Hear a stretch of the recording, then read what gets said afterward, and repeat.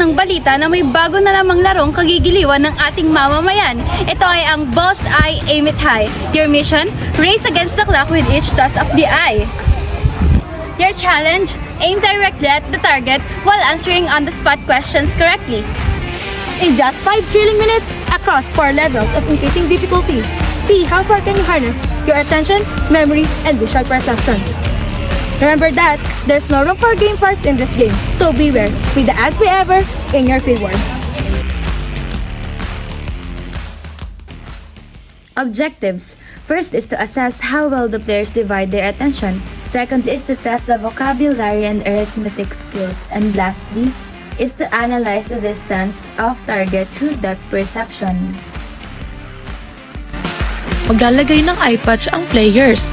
Ito ay ilalagay na sa kaparehas na side na gagamitin niyang kamay sa pagbato ng Velcro ball.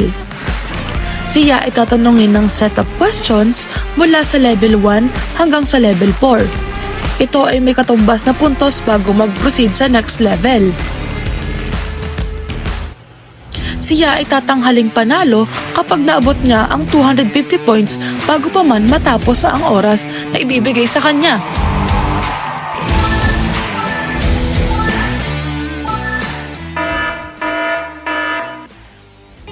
Are you ready? Yes, I'm ready.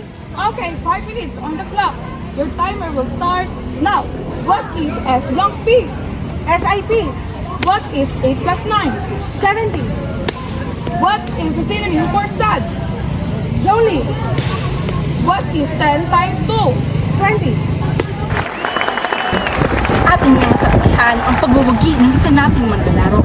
Ngunit ano nga ba talaga ang meron sa Bullseye Aim It High para maraming mamamayan ang humaling dito? Simple lang ang sagot dyan. Ang mga benepisyong hatid nito sa ating isipan. This game is mainly related to visual perception, specifically monocular view, kung saan isang mata lang ang ginagamit.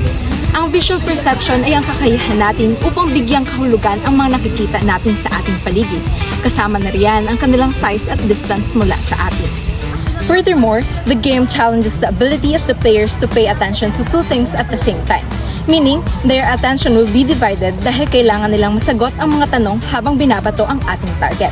At bilang isa sa main functions ng ating attention, nagagawa nating maproseso ang dalawang magkaibang information simultaneously sa pamamagitan ng ating divided attention.